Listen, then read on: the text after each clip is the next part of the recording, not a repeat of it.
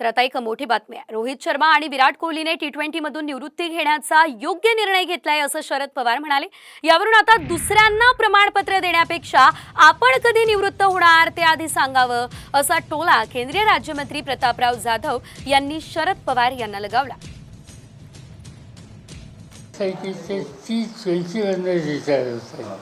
बाकीच्या वनडे मध्ये नाही, टेस्टमध्ये नाही, हे दोन्ही अतिशय उत्तम खेळाडू आहेत आणि ही गोष्ट चांगली आहे की एका विशिष्ट काळाच्या नंतर आपला फॉर्म सॉफ्ट असतो, त्याच वेळेला निवृत्त व्हायचा निकाल असाल तर ती वेळ योग्य असते।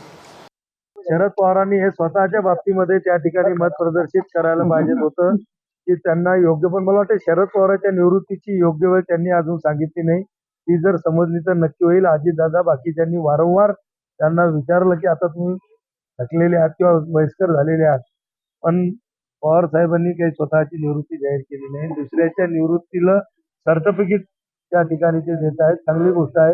त्यांनी सुद्धा आता कधी निवृत्ती घेत आहेत त्याची एकदा घोषणा करा।